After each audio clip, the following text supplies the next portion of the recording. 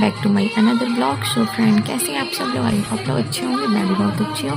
So friend, आप सभी को छठ पूजा की हार्दिक शुभकामनाएं एक बार फिर से। और ये मेरा छठ पूजा के लास्ट जो पूजा होता है मॉर्निंग का, उस दिन का ब्लॉग है। तो कुछ मैं शूट कर पाई हूँ, तो कुछ मैं आपको यहाँ पे क्लिप दिखाऊँगी और कैसे पूजा हुआ, मैं कहाँ गई थी। तो वीडियो में बने रहिएगा। छठ पूजा बहुत अच्छा लगता है, क्योंकि जब मैं छोटी थी तो फिर अपने मामा के यहाँ जाती थी, तो वहाँ पे मामी लोग छठ करती थी, बहुत अच्छा लगता था। और ऐसे भी आज भी हम जहाँ छठ होता है वहाँ जाते हैं पूजा में, किसी के यहाँ कोई बुला लेता है तो ज़रूर जाते हैं। तो इस तरह से हम लोग यहाँ मॉर्निंग के टाइम आ गए थे, अर्घ्य के टाइम, और पूजा सब चल रही थी। बहुत अच्छा लग रहा था, बहुत चहल पहल रौनक थी, सब गाने वाने बज रहे थे, बहुत ही अच्छा लग रहा था सुबह सुबह।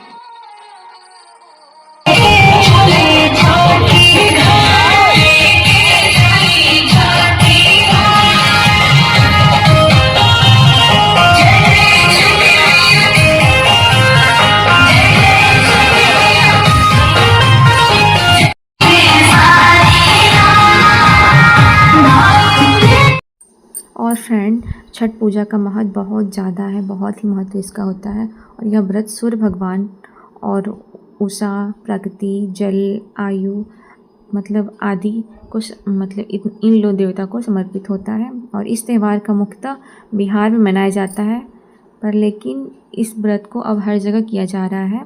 और इस व्रत को करने से निसंतान, जिसको संतान नहीं है तो उसे संतान की प्राप्ति होती है। और कहा जाता है कि यह व्रत संतान की रक्षा और उनके जीवन की खुशहाली के लिए किया जाता है। और इस व्रत का फल सैकड़ों यज्ञों के फल के बराबर होता है। तो आप इसका फल जान लीजिए कितना फल मिलता है इस व्रत करने से। और इस व्रत और सिर्फ संतान ही नहीं बल्कि परिवार में सुख समृद्धि की प्राप्ति के लिए भी यह व्रत आप कर सकते हैं, बहुत ही अच्छा होता है।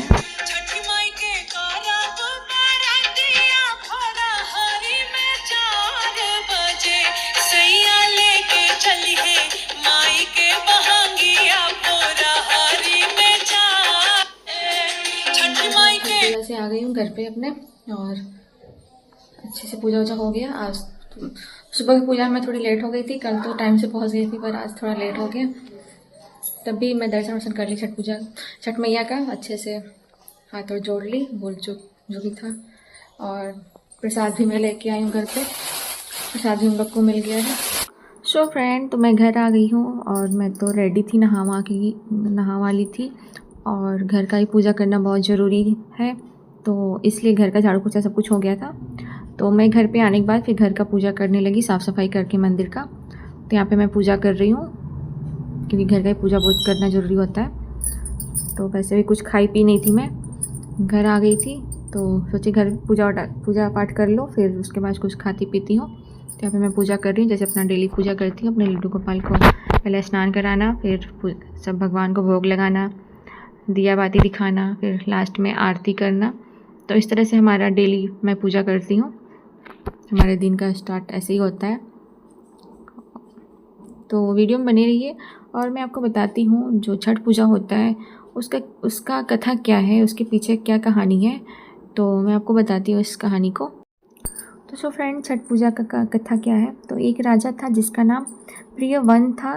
राजा की कोई संतान नहीं थी और संतान प्राप्ति के लिए राजा ने यज्ञ करवाया, और यह यज्ञ हर्षि कश्यप ने संपन्न कराया। और यज्ञ करने के बाद महर्षि ने प्रियवंत की पत्नी मालिनी को आहुति के लिए बनाई गई खीर प्रसाद के रूप में ग्रहण करने के लिए दी। यह खीर खाने से उन्हें पुत्र प्राप्ति हुई, लेकिन उनका पुत्र मरा हुआ पैदा हुआ। यह देख राजा बेहद व्याकुल हो गए और दुखी हो गए। राजा प्रियवंत अपने मरे हुए पुत्र को लेकर शमशान गए और पुत्र वियोग में अपने प्राण त्यागने लगे। इसी समय ब्रह्मा की मासन पुत्री देवसेना प्रकट हुई। देवसेना ने राजा से कहा कि वह उनकी पूजा करे। ये देवी सृष्टि की मूल प्रवृत्ति के छठे अंश में उत्पन्न हुई है। यही कारण है कि ये छठी मैया कही जाती हैं। जैसे माता ने कहा था कि ठीक वैसे ही राजा ने पुत्र इच्छा की कामना से देवी षष्ठी का व्रत किया। यह व्रत करने से राजा प्रियव्रत को पुत्र प्राप्ति हुई। कहा जाता है कि छठ पूजा संतान प्राप्ति और संतान की सुखी के लिए किया जाता है। सो फ्रेंड, तो ये है छठी मैया की कहानी। तो राजा जो प्रियव्रत थे उन्होंने ये छठ व्रत किया और उन्हें पुत्र की प्राप्ति हुई। तो ऐसे ये कहानी थी। तो यहाँ पे मैं फ्रेंड तुलसी जी की पूजा कर रही हूँ और कार्तिक का महीना चल रहा है, तो तुलसी जी का पूजा करना बहुत ही ज़रूरी होता है, खास होता है।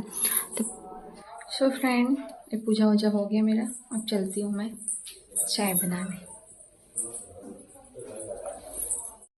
सो यहाँ पे मेरा चाय बन रहा है, मैं चाय बना रही हूँ।